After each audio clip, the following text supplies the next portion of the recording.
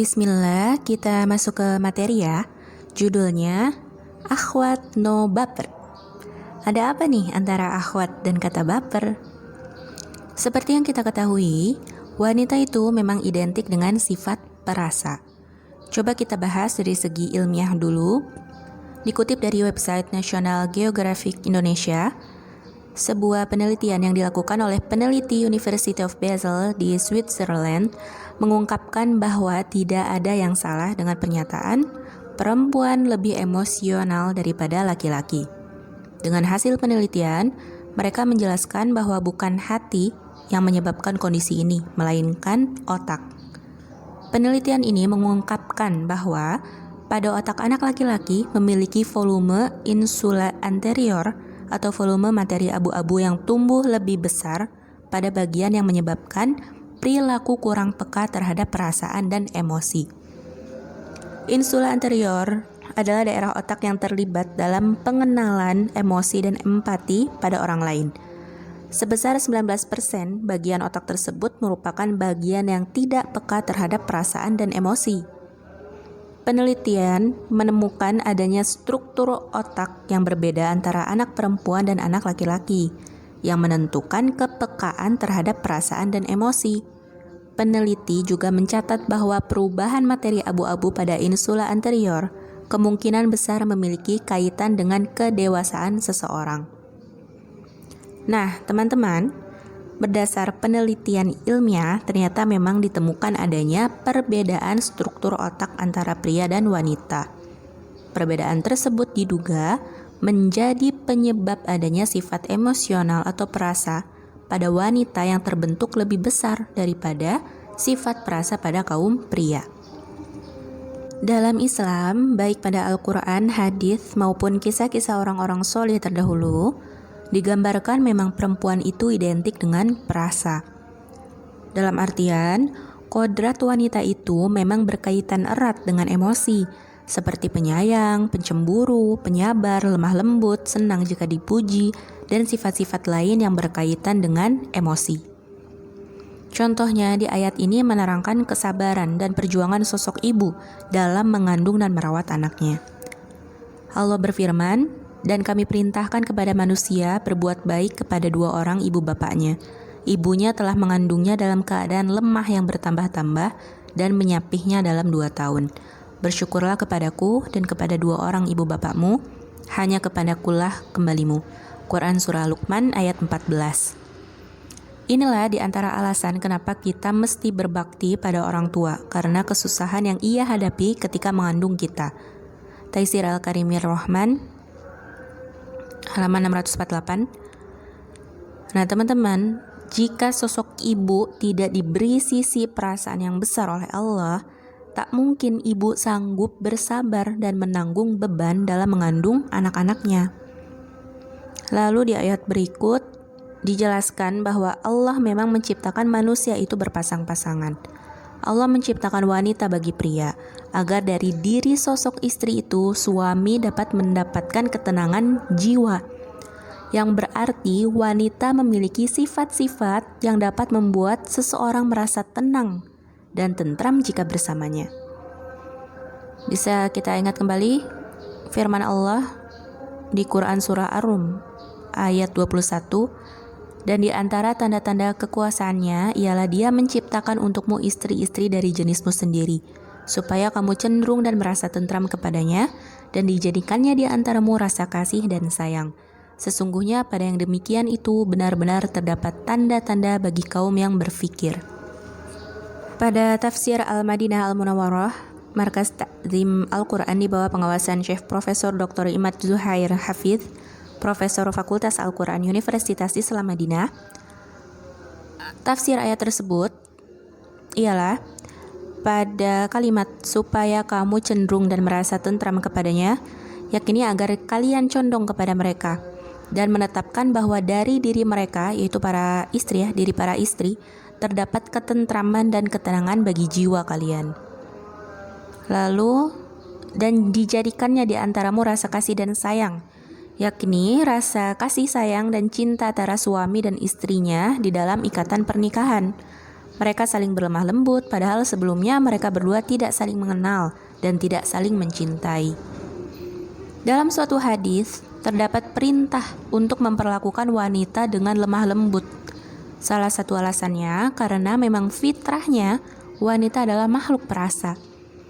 Rasulullah Shallallahu Alaihi Wasallam bersabda, wanita itu diciptakan dari tulang rusuk. Jika kamu meluruskannya, maka kamu mematahkannya. Jadi berlemah lembutlah terhadapnya, maka kamu akan dapat hidup bersamanya. Hadis riwayat Hakim. Al-Hafiz berkata dalam Al-Fath, hadis ini berisi anjuran agar berlemah lembut untuk melunakkan hati.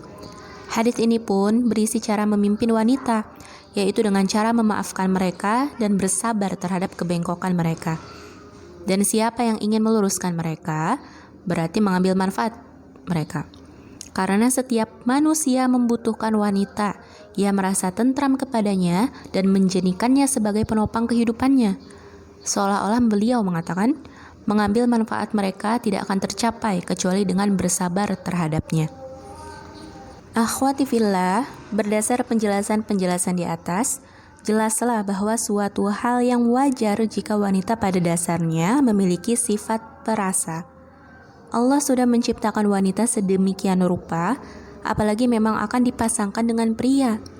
Jika pria memiliki sifat mengedepankan akal daripada rasa, maka oleh Allah diciptakan wanita memiliki sifat sebaliknya. Agar pria dan wanita bisa saling melengkapi, utamanya adalah mahligai rumah tangga. Jika kita sudah tahu bahwa memang kodrat kita sebagai wanita memiliki sifat perasa yang lebih besar daripada laki-laki, lantas apa yang harus kita lakukan? Apakah berarti jika kita sedang baper, kita ikuti dan terhanyut saja oleh rasa itu? Apakah saat ada sosok ikhwan yang hadir, entah serius atau hanya caper, hal yang wajar bagi kita untuk mengikuti rasa baper kita? Akhwati fillah yang dirahmati Allah, jika kita sudah tahu bahwa kita ini umumnya punya sifat gampang baper, maka tindakan logis ialah kelola diri dan perasaan kita. Seperti contoh di pamflet dari tim panitia ya, ada percakapan antara Fulan dan Fulanah. Hayo teman-teman udah pada baca belum pamflet kajiannya? Di percakapan itu terjadi miscommunication antara Fulan dan Fulanah tersebut nih.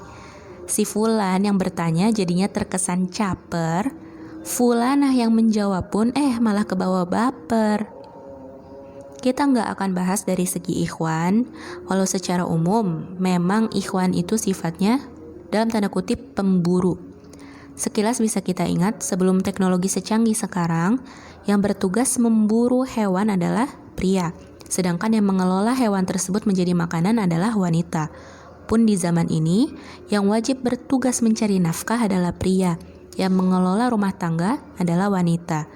Jadi memang secara default, sifat alami pria menjadi pemburu, termasuk dalam hal wanita. Pria yang secara wajar, dalam tanda kutip, memiliki naluri untuk mencari dan mendekati wanita.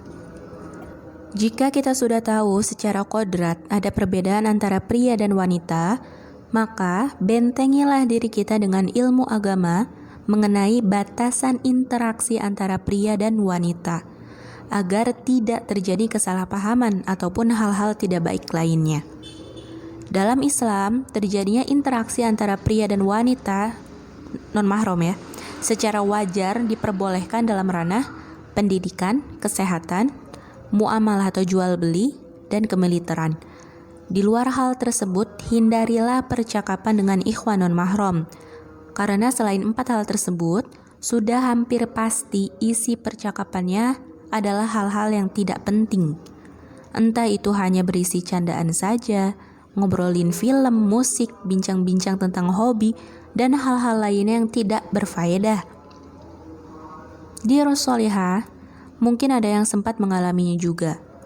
Rasa itu bisa hadir dalam hati kita, salah satunya akibat interaksi yang sering dan intens dengan seseorang.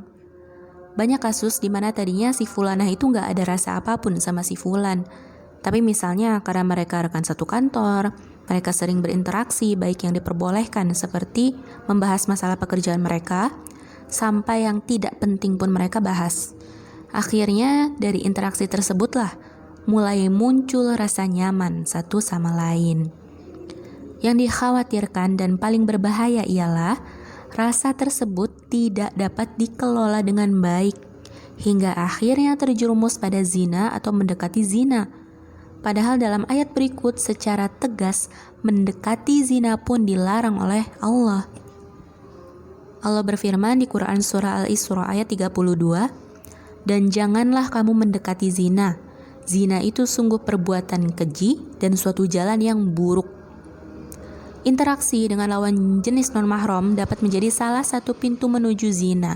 Bisa saja terjadi zina mata dengan memandang non-mahram, zina hati dengan membayangkan dan memiliki rasa, bahkan syahwat pada non-mahram, zina tangan dengan bersentuhan sama non-mahram, dan perbuatan buruk lainnya. Selain hadirnya sosok fulan yang berinteraksi dengan fulanah, zaman ini konten-konten yang tersebar di medsos menjadi salah satu sebab terjadinya kebaperan pada akhwat. Contohnya, ada banyak selebgram yang nikah muda. Kemudian prosesi pernikahan sampai kehidupan rumah tangga mereka sehari-hari ditampilkan ke publik. Dear, tentu yang mereka tampilkan itu adalah sisi yang indah-indah dari pernikahan. Padahal di balik kamera, pernikahan penuh dengan lika-liku dan ujian. Tidak selamanya pernikahan berisi hal-hal yang menyenangkan dan romantis saja. Dengan melihat konten-konten pasangan muda yang sejatinya mengumbar kemesraan rumah tangga, banyak akhwat juga ikhwan yang akhirnya baper, jadi merasa ingin cepat-cepat nikah. Mereka membayangkan kehidupan berdua dengan pasangan akan beautiful dan so sweet, seperti konten-konten yang mereka lihat. Ada sisi positifnya memang. Dengan adanya tokoh-tokoh yang berani nikah muda, memotivasi muda-mudi untuk menempuh cinta melalui jalan yang halal. Namun sayangnya, keinginan untuk menikah tidak diiringi dengan persiapan yang matang dari segi pemahaman agama dan aspek-aspek lainnya. Banyak yang mengimpikan mendapat pasangan yang soleh atau solihah, namun dirinya sendiri belum berupaya menjadi pribadi yang soleh atau solihah. Padahal bukankah kita sering dengar bahwa jodoh adalah cerminan diri kita? Maka akhwati fillah yang dirahmati Allah, suatu anugerah dari Allah bila kita memiliki sifat perasa, karena memang sesuai dengan fitrah kita sebagai wanita. Namun, salurkanlah sifat tersebut sesuai kondisinya. Bisa kita salurkan kebaperan kita ini dalam hal-hal yang bermanfaat. Misalnya, kita baper kalau lihat teman kita bisa hafal Quran 30 juz, sehingga kita termotivasi untuk bisa menghafal Al-Quran. Kita baper melihat kerja keras orang tua kita dalam mendidik dan merawat kita, hingga kita selalu berniat untuk berbakti pada orang tua kita. Kita baper melihat anak-anak yatim di suatu yayasan, hingga kita tergerak untuk bersedekah kepada mereka, dan berbagai kebaperan berfaedah lainnya. Akhwati fillah, berikut tips-tips yang dapat kita lakukan untuk meminimalisir rasa baper kita terhadap lawan jenis non-mahram. Yang pertama, hindari berinteraksi baik secara langsung atau via chat dengan non-mahram jika tidak ada kepentingan. Yang kedua, baik ikhwan maupun akhwat, ikutilah tuntunan dalam Al-Quran untuk menundukkan pandangan. Karena dengan menundukkan pandangan dari melihat non-mahram akan lebih menjaga syahwat kita. Bisa kita ingat firman Allah di Quran Surah An-Nur ayat 30 dan 31. Katakanlah kepada laki-laki yang beriman agar mereka menjaga pandangannya dan memelihara kemaluannya. Yang demikian itu lebih suci bagi mereka. Sungguh Allah Maha mengetahui apa yang mereka perbuat. Di ayat 31, dan katakanlah kepada para perempuan yang beriman agar mereka menjaga pandangannya dan memelihara kemaluannya. Yang ketiga, perbanyak zikir mengingat Allah agar hati kita tentram dan mohon supaya Allah selalu melindungi dan menuntun hati kita. Seperti pada Quran Surah Ar-Ra'd ayat 28, yaitu orang-orang yang beriman dan hati mereka menjadi tentram dengan mengingat Allah. Ingatlah, hanya dengan mengingat Allah hati menjadi tentram. Yang keempat, bersibuk diri dengan hal-hal baik dan bermanfaat.